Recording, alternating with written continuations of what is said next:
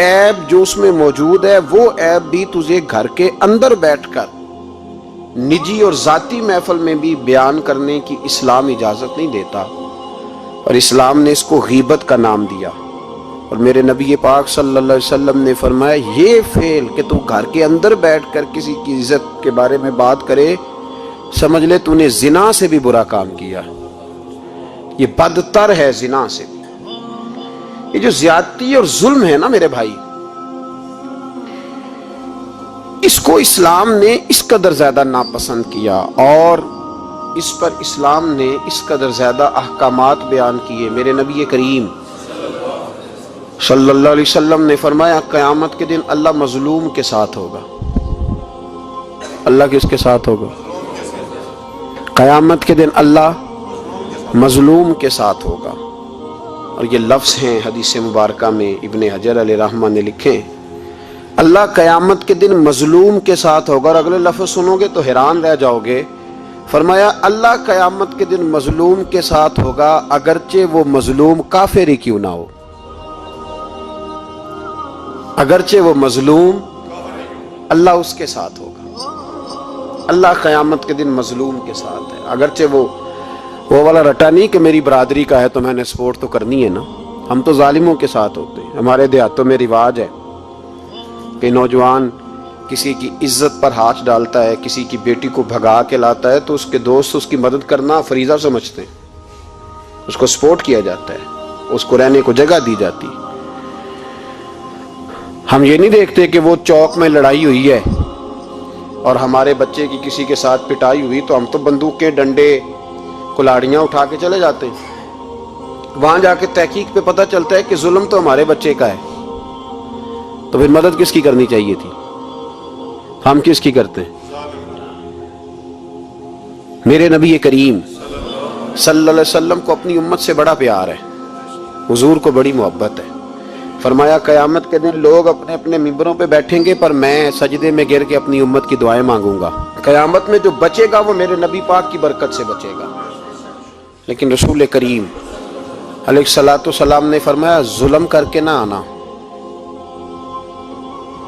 تمہاری باقی کمیوں پہ میں پردے ڈلوا دوں گا، ظلم کر کے نہ آنا۔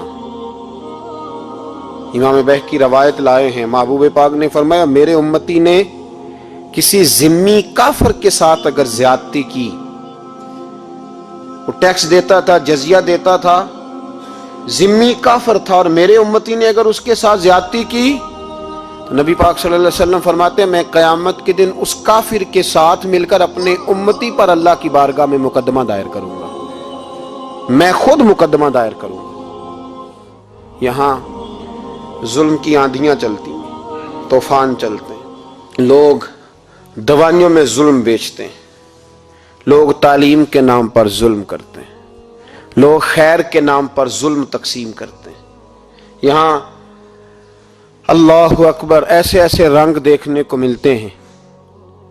اب بنے گا کیا؟ کیا ہر زینب اسی طرح تڑپ کے چلی جائے گی؟ اس کا رزلٹ کیا نکلے گا؟ ہمارے یہاں تو نمبر گیم چلتی ہے، سیاستدان شعر لکھ کے لاتے ہیں، وہ ٹی وی پہ بیٹھ کے ایک دوسرے کو نیچا دکھانے کی کوشش کرتے ہیں۔ ساری سیاسی جماعتوں کے سربراہوں کو وہاں ہونا چاہیے تھا کہ نہیں ہونا چاہیے تھا؟ کیوں نہیں بولتے آپ لوگ؟ آپ کب بولیں گے؟ ابھی بھی وقت نہیں آیا آپ کے بولنے کا۔ ان کو وہاں ہونا چاہیے تھا کہ نہیں ہونا چاہیے تھا؟ یہ آپ کے نمائندے، ان کو ہونا چاہیے تھا وہاں؟ میرے نہیں ہیں، اللہ جانتا ہے، ایک بھی نہیں ہے ان میں سے، سوال ہی نہیں پیدا ہوتا۔ ہمارے یہ نمائندے ہوں گے؟ سوال ہی نہیں پیدا ہوتا۔ ہمارے نمائندے نہیں ہیں، یہ آپ کے بھی نہیں ہیں، بس تھوڑا سا وقت اور رہ گیا ہے، پھر انشاءاللہ سارا پاکستانی سمجھدار ہو جائے گا۔ یہ کسی کے بھی نہیں ہے۔ میرے بھائی نمبرنگ ہو رہی ہے۔ میں رات گجرات میں تھا تو میں کہہ رہا تھا کہ ایک صاحب کہنے لگے مجھ سے وہاں کے پنجاب کی حکومت کو ریزائن کرنا چاہیے تھا کہ نہیں کرنا چاہیے تھا، تو میں نے کہا ریزائن وہ کرتے ہیں جن کے اندر کو تھوڑا بہت شرم کا مادہ ہوتا ہے۔ یہ لوگ ریزائن کریں گے؟ یہ کیسے کر سکتے ہیں؟ اور پھر ریزائن صرف ان کو نہیں کرنا چاہیے تھا، میری تو دعوت یہ ہے کہ ہر سیاسی جماعت ریزائن کرے، ہم اس ملک میں سیاست نہیں کریں گے، مذہبی جماعتیں تبلیغ کرنا بند کر دیں، پیرانے عظام گدی نشینیاں چھوڑ کے باہر نکلیں۔ یہ جو ہر چوک اور ہر چوراہے میں لوگ نصیحتوں کا بازار گرم کر کے کھڑے ہیں، یہ چھوڑ دیں۔ کیا اثر ہے تمہاری تبلیغوں کا؟ کیا مل رہا ہے قوم کو؟ تمہاری گدیاں کیا تزکیہ نفس کر رہی ہیں؟ اور ہر اس آدمی پہ مقدمہ ہونا چاہیے جس کے موبائل میں گندی فوٹو ہے۔ ہر وہ آدمی مجرم ہے جو گند دیکھتا ہے، گند آگے تقسیم کرتا ہے۔ ایسے ہی ایک دو آدمی کا نام لگا کے چپ کر گئے ہو، صبح قیامت کے دن اس زینب کے خون کے حساب میں مجھے بھی پوچھا جائے گا اور آپ کو بھی پوچھا جائے گا۔ ہر ایک آدمی دوسرے پہ بوجھ ڈال کے خاموش ہو جاتا ہے۔ حکومت نے غلط کیا، حکومت بنوائی کس نے تھی؟ کس نے ووٹ دیا تھا؟ برابر کے شریک ہے ان کے جرموں میں جو ان کو ٹھپے لگاتے ہیں، چپ کر جاتے ہو تنقید کر کے۔ حضرت سیدنا امام مالک رحمت اللہ علیہ فرمایا کرتے، ظالموں کا مددگار بھی ظالم ہوتا ہے۔ تو ان کو ٹھپے لگانے والا ظالم نہیں ہوتا؟ وہ نہیں مددگار ظالموں کا؟ ابھی تک لوگ کہہ رہے ہیں مولانا آپ سخت جملے کہتے ہیں، آپ سخت جملے کہتے ہیں، آپ بچیں۔ میں نے کہا تمہیں پتہ نہیں نا، تمہیں خبر نہیں، تم اس زیادتی کا شکار نہیں ہو، تمہیں کیا پتا۔ میرے ایک چچا کا بیٹا تھا، اکلوتا تھا، وہ رستے میں جاتے ہوئے کسی کی گولی کا شکار ہو گیا۔ میں تھانے گیا پرچہ کٹوانے، طالب علمی کا زمانہ تھا۔ جب میں گھر سے نکلا تھا تو میری جیب میں 2 روپے تھے۔ میرے تو ابا جی بڑی دیر پہلے انتقال کر گئے۔ چچا کی یہ حالت تھی کہ وہ بیچارے اٹھنے کے قابل نہیں رہے، ایک بیٹا تھا۔ اور میں جب تھانے گیا تو میں نے پرچہ کاٹنے والے سے کہا کہ قتل ہو گیا ہے، پرچہ کٹوانا ہے۔ اور ڈاکٹر یہ کہتا ہے، ڈاکٹر یہ مسیحا بنے پھرتے ہیں قوم کے، وہ کہتا ہے لاش کو ادھر رکھو اور پہلے پرچہ کٹوا کے لاؤ، پھر پوسٹ مارٹم کریں گے۔ اس نے بھی ایک ٹیلی فون کرنا گوارا نہیں کیا۔ یہ سارے ظالم ہیں الا ماشاءاللہ، یہ سب کٹہروں میں آئیں گے، ان سب کو حساب دینا۔ ان کی گودوں میں بیٹھنے والے مولوی اور پیر سب سے پہلے وہ لٹکائے جائیں گے، سب سے پہلا نمبر ان کا ہے۔ میں نے جا کے کہا پرچہ پہلے پرچہ کٹواؤ پھر پوسٹ مارٹم شروع۔ میں نے کہا پرچہ، تو پولیس والا مجھے کہنے لگا ایک پیلسنوں کا ڈبہ لاؤ۔ یہ نمائندے ہیں ہمارے، یہ ہماری حفاظت کرنے پہ ہیں، تم نے خود اپنے لیے پولیس بنائی ہے۔ زینب کا چچا کہتا ہے جب میں تھانے گیا تھا پرچہ کٹوانے، مجھے پولیس والے کہتے تھے اگر مالٹے ٹھنڈے ملتے ہیں تو لے کے آ۔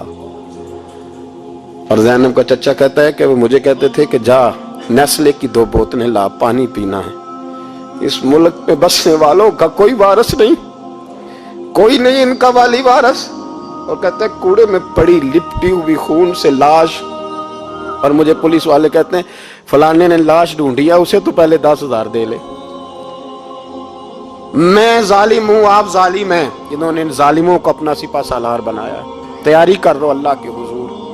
میں نے پوچھا رب کریم سے، مولا تو بتانا رزلٹ کب نکلے گا؟ تو رب کریم نے فرمایا دنیا تو غافل ہو سکتی ہے، وَلَا تَحْسَبَنَّ اللَّهَ غَافِلًا عَمَّا يَعْمَلُ الظَّالِمُونَ۔ کر جا کے سورۃ ابراہیم کی آیت نمبر 42 پڑھو۔ رب فرماتا ہے اللہ غافل نہیں ہے ان لوگوں سے جو دنیا میں ظلم کر رہے ہیں، اللہ ظالموں کے کاموں سے غافل۔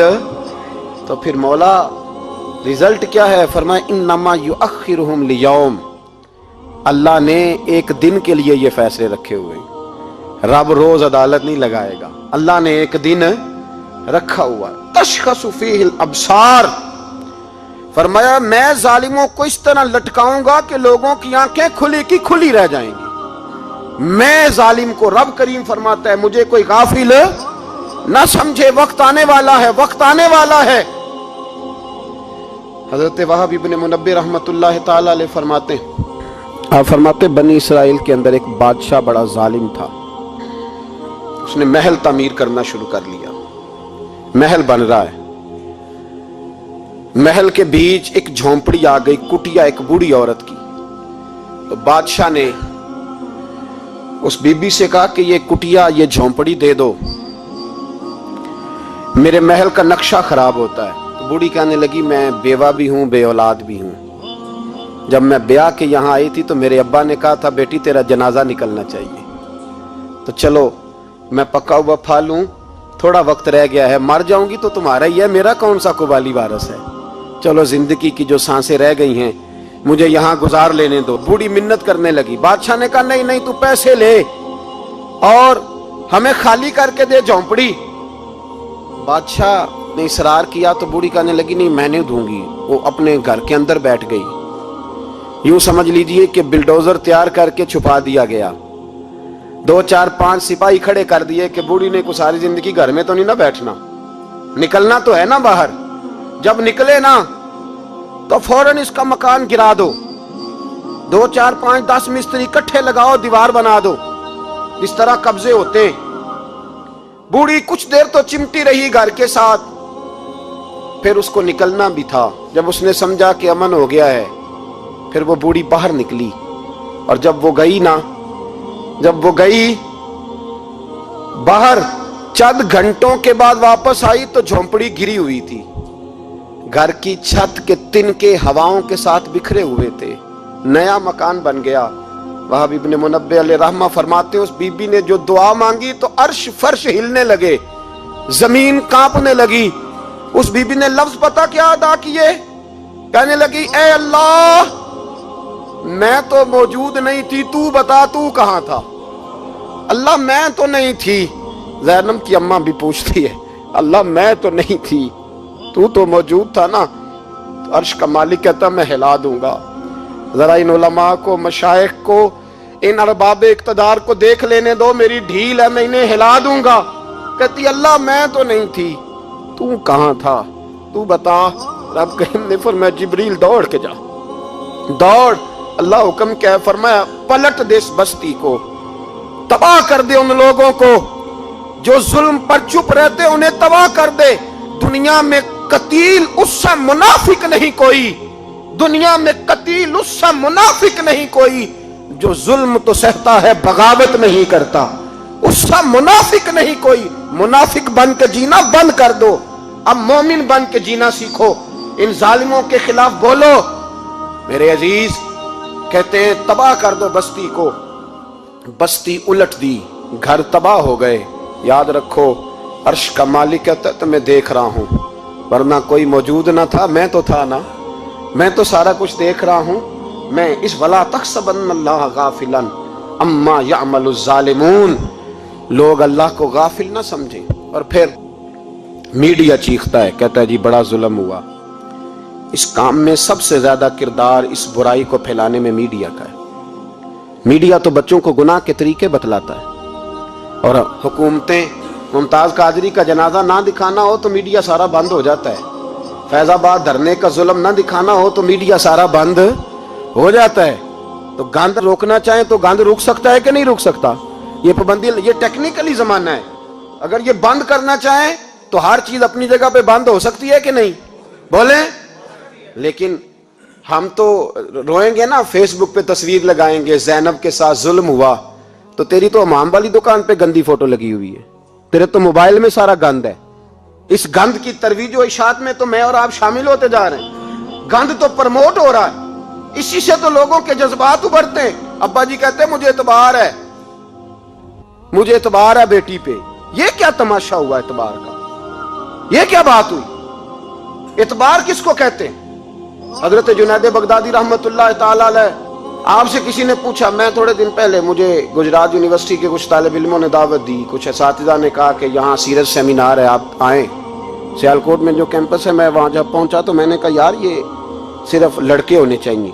कहने लगे इतने इतने मौलवी तकरीर करते हैं लड़कियों में, तो आप। तो मैंने कहा यार मुझे दिखिया नू समझ लो, पुराने ख्यालात का हूँ, और वैसे भी मेरे लिए मौलवी हुज्जत नहीं, मेरे लिए रसूलुल्लाह का दीन हुज्जत है, तो आप पर्दा कराएं। खैर उन्होंने मेहरबानी की, कोई पार्टीशन हो गई। जब मैं पहुंचा तो शायद 1.5 मिनट लगा हो मुझे गेट से हाल में जाने तक। लेकिन वहां जो बच्चे और बच्चियों का मैंने हाल देखा तो मैं दुआ मांग रहा था, ऐ अल्लाह तू इस कौम पे फजल फरमा, इस कौम पे। अब्बा जी कहते मुझे इतमार है।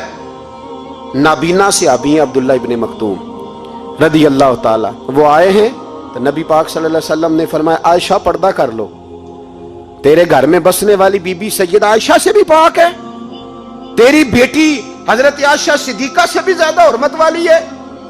नबी पाक ने फरमाया आयशा पर्दा करो, हुजूर वो नाबीना है। फरमाया तुम्हें तो नजर आ रहा है ना, तेरा एतबार यहां से भी ज्यादा बढ़ गया है। हजरत जुनैद बगदादी से कहा हुजूर हमें कुरान शरीफ पढ़ा दें। आपने फरमाया दरमियान में औरतें पर्दा डाले फिर पढ़ाऊंगा। कहा हुजूर कुरान पाक ही पढ़ाना है। तो हजरत जुनैद फरमाने लगे पढ़ाने वाले हसन बसरी हो और पढ़ने वाली राबिया बसरी हो और दरमियान में कुरान पढ़ा हो, फिर भी मैं उन्हें बगैर पर्दे के पढ़ने की इजाजत नहीं देता। यहां तो हाल ही कोई नहीं। इस गंद को रोज प्रमोट करते हो, नौजवानों के जज्बात बिखरते हैं और बिफरते हैं और फिर उसके बाद कहते हो कि आग ना लगे। ये कैसे हो सकता है? तुमने खुद आग लगाई है चमन में अपने, बेसबब गर्दिश अय्याम को इल्जाम न दो। तुमने खुद नूर का जुल्मत से किया है सौदा, करके तौहीन सहर शाम को इल्जाम न दो। ओ भाई याद रखो, जब तक ये गंद रहेगा फहाशी और उरियानी रहेगी। इंडिया के अंदर ज्यादती के वाकयात ज्यादा है पाकिस्तान की निस्बत। क्यों? इसलिए कि गंद ज्यादा है, फहाशी और उरियानी। इस्लाम ने तो नजर तक पर पाबंदी लगा दी, कहा अपनी नजर भी मोमिन झुका के रखे। जो चीजें सबब बन सकती हैं उन पर भी पाबंदी लगा के रखी। हम तवज्जो ही नहीं करते, ख्याल ही नहीं है, इसको प्रमोट किया जाता है। और सबसे दूसरी बड़ी वजह यह है कि मुजरिम को सजा नहीं मिलती। मुजरिम को सजा, बोलिए, वो छूट गया ना सरेआम एक बड़े आदमी का बेटा कत्ल करने वाला, छूट गया ना। वो जिसने सरेआम एक सिपाही कांस्टेबल को कुचल दिया था वो बच गया ना, आ गया ना बाहर। रेमंड डेविस कई गोलियां मार के बच गया ना। जब मुजरिम को सजा नहीं मिलती तो फिर गुनाह बंद। मेरे रसूल पाक सल्लल्लाहु अलैहि वसल्लम ने कानून दिया। कानून, एक औरत ने चोरी की, उसके हजरत सैयदना उसामा बिन ज़ैद हुजूर के महबूब सहाबी सिफारशी बन के आए, हुजूर थोड़ी लचक दे दे। नबी पाक ने फरमाया सुनो, मेरी बेटी फातिमा भी चोरी करती तो मैं हाथ काट देता। मुजरिम के लिए सजा जरूरी है, मुजरिमों को सजा मिलेगी तो हालात बेहतर होंगे। कहते हैं सरेआम फांसी लगाओ, कहते हैं कानून में गुंजाइश नहीं। तुम्हारे लिए कानून रोज बदल जाता है। जब मुतालबा किया गया ना कि सरेआम फांसी, जाग रहे हैं आप लोग, कैसे हो गए जी? चले मैं दुआ करता हूं, अल्लाह करे मेरी कौम जाग जाए, आमीन तो कह दें। अल्लाह करे आप लोग जाग जाएं और जागते रहें। आला हज़रत ने फरमाया था, मशवरा दिया था, सूना जंगल रात अंधेरी छाई बदली काली है, सोने वालों जागते रहना क्योंकि चोरों की रखवाली है। सूना जंगल रात अंधेरी छाई बदली काली है, सोने वालों जागते रहना, चोरों की रखवाली है। कहा गया सरेआम फांसी दो तो कहने लगे आइन में गुंजाइश नहीं चौक में फांसी देने की। और तुम्हारी जरूरत पड़े तो आइन में तरमीम हो जाती है। तो आज ज़ैनब को जरूरत पड़ी है तो क्यों तरमीम नहीं हो सकती? आज एक गरीब मजलूम माँ को जरूरत पड़ी है तो तरमीम क्यों नहीं हो सकती? इन्हें चौक में फांसी दो, इन्हें लटकाओ, इन्हें काट कर कुत्तों के आगे डालो ताकि हर एक की बेटी महफूज रह सके। और वो ज़ैनब किसी और की बेटी नहीं, वो मेरी बेटी है, वो मेरी बेटी है। अभी 6 साल की बेटी सीने पे लिटा ना और फिर उस बाप का दर्द महसूस कर, तुझे अंदाजा हो कि बेटी तो बेटी होती है।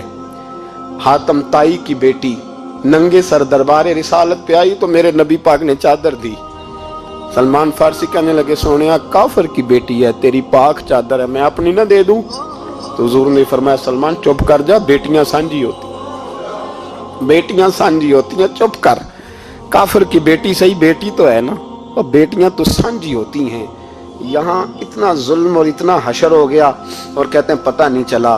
देखते हैं, करते हैं, सुनते हैं। याद रखो जुल्म कभी मिटा नहीं करता, जुल्म कभी। इसलिए ज़ैनब भाई, ज़ैनब तो मेरी बेटी है, ज़ैनब तो तेरी बेटी है, ज़ैनब तो उम्मत की बेटी है, ज़ैनब तो पाकिस्तान की बेटी है, ज़ैनब तो हर उस शख्स की बेटी है जो किसी भी बच्ची का बाप है, जो किसी भी बच्चे का बाप है। वो मिल्लत की बेटी है, इसलिए वो दुख किसी एक का नहीं, वो सब का बराबर का है। बस याद रखो इस मुआशरे में पहली बात ये कि इस गंद पे, बेहयाई पे कंट्रोल। दूसरी बात ये, तदारुक अर्ज कर रहा हूं, मुजरिम को सजा मिले। अगर पुराने मुजरिमों को सजा मिलती तो कभी भी दोबारा जुर्म की किसी को हिम्मत। हजरत उमर के जमाने में जुर्म क्यों बंद हुए थे? तो इसलिए कि वो सरेआम कोड़े मारते थे, उनका दुर्रा लटकता था, वो किसी को गुंजाइश नहीं देते। किसी को गुंजाइश, गवर्नर का बेटा भी ज्यादती करता तो चौक में खड़े होकर दुर्रे मारते। फरमाते लोगों की माओं ने उन्हें आजाद पैदा किया, तुमने कैसे गुलाम बन लिया। यहां जब कानून बदलता है और फिर शिकवा है, हमें गरीब आदमी ने तो पर्चा दर्ज कराना हो तो उसको तो चौधरी साहब भी वक़्त नहीं देते, उसको तो चौधरी साहब भी कहते हैं गड्डी कराई आ, पैसे है नहीं थाने जाने दे, उत्थे पैसे लगते हैं। जालिमों डरो अल्लाह ताला से, डरो। और गरीब आदमी चला जाए थाने तो उसको पुलिस वाला पूछता है, वो कहता है किस तरह हुआ था, किस तरह करके हुआ, तफसील बता। और फिर वो दो कहता है तू जा, अभी मैं कोशिश करता हूँ, मैं पहले उनको फोन करता हूँ मुजरिमों को, फिर उसके बाद तेरा। और तगड़े आदमी पे दरखास्त आ जाए कभी तो उसको फोन करके पूछते हैं चौधरी साहब की करना है पर्चे दा, फिर वो खुद फोन करते हो। ये अमीर के लिए कानून और है और गरीब के लिए और है, ये किस तरह हो सकता है। मेरे नबी करीम सल्लल्लाहु ताला अलैहि वसल्लम ने इंसाफ की फराहमी छोटे बड़े के लिए एक रखी। और याद रखो हिसाब तो देना है, हिसाब बोल के बताइए, हिसाब जो ज्यादती करेगा उसने हिसाब और देना पड़ेगा। यहां नहीं दोगे तो वहां दोगे, हिसाब तो बहरहाल उस मुजरिम ने तो देना है। लेकिन अरबाब इख्तदार ने भी, हजरत उमर फरमाया करते थे मेरे दौर में कुत्ता भी प्यासा मर गया तो हिसाब मैंने देना है, क्योंकि मेरी हुकूमत थी, कुत्ते को पानी मिलना चाहिए था, उसके दरवाजे तक पानी पहुंचना चाहिए था, हिसाब तो देना है। हर उस शख्स ने जो सोशल होने का दावा करता है, जो मुआशरे में किसी भी तरह का कोई किरदार अदा कर रहा है, उसने बहरहाल हिसाब, ये मुश्तरका मामला है, इसमें अरबाब इख्तदार का तो अशर होगा, वो तो दुनिया देखेगी, लेकिन बाकी भी अपनी जिम्मेदारी का एहसास करें, बाकी भी ख्याल करें। सुनो और याद रखना इस बात को, गौर करें कि आज मेरी तरफ देखे मेरे भाई। एक मकरान शाह बादशाह गुजरा है ईरान का, कुछ नरम दिल था, उन्हें सैर करने निकला, दरमियान में पुल आता था, एक दरिया था, उसका पुल था, और पुल के उस पार जंगल था, सब्जा था, सैरगाहें बनी हुई थी। बादशाह वहां 2-4 दिन रहने का इरादा किया। जब बादशाह वहां पहुंचता है ना मकरान शाह, तो उसने देखा कि वहां 2-3 दिन क़याम करना है, झील है, सैरगाह है, वहां उसने रुकने का प्रोग्राम बना लिया। बादशाह तो अलहदा उसके लिए रिहाइश थी, सिपाही अलहदा रहते थे।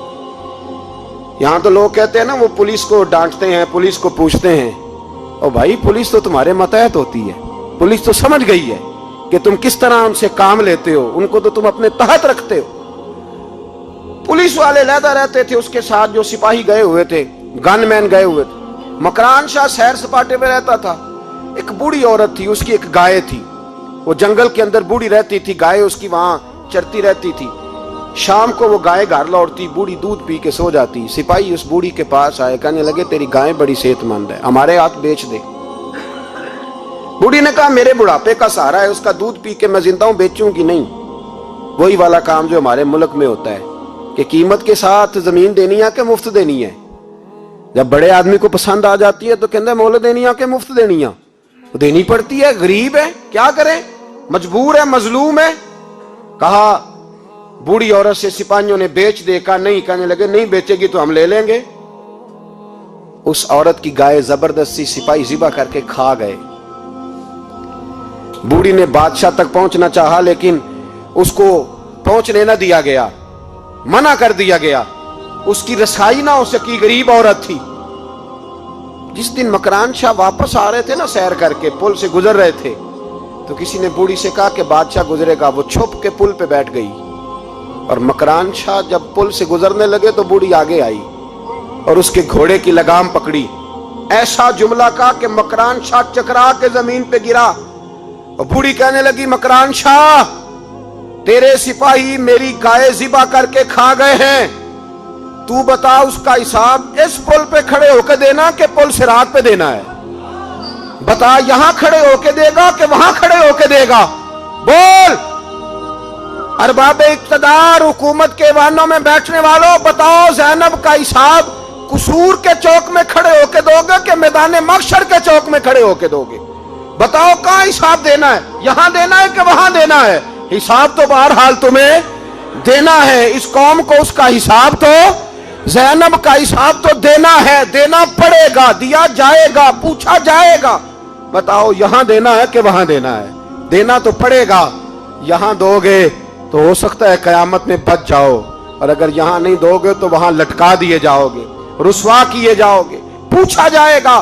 مکران شاہ چکرا کے گرا زمین پہ اور گر کے کہنے لگا بی بی میں وہاں حساب نہیں دے سکتا، دو دینا یہیں لے لے، جو لینا یہیں لے لے، آ جاؤ آ جاؤ، وقت ہے، گنجائش ہے، مہلت کے دنوں میں توبہ کر لو، پلٹ آؤ، اللہ کے حضور حاضر ہو جاؤ۔ اس معاشرے کو صفائی کی ضرورت پڑ گئی ہے۔ اس معاشرے میں ہر آدمی اپنا کردار ادا کرے، ظالم کے خلاف اٹھے، بے حیائی، فحاشی، عریانی، بدنگاہی، اس کے خلاف اٹھے۔ حضرت امیر معاویہ رضی اللہ تعالیٰ عنہ اپنے دور حکومت میں باہر نکلے، ایک بی بی با پردہ عورت برقعے میں گلی میں گھوم رہی تھی، برقع ڈال کے۔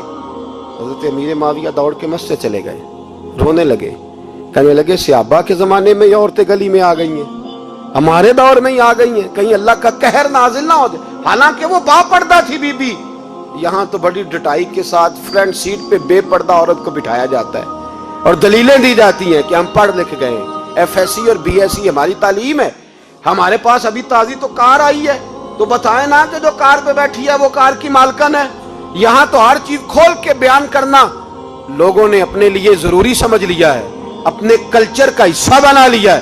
خدا را فحاشی کے خلاف، بے حیائی کے خلاف، عریانی کے خلاف اٹھو اور اس پل کو باندھو۔ جب تک فحاشی رہے گی، عریانی رہے گی۔ پاکستان میں 10 کے قریب بچوں کے ساتھ روز زیادتی ہوتی ہے، یہ آپ کے قومی اخبارات کی آج صبح کی رپورٹ ہے۔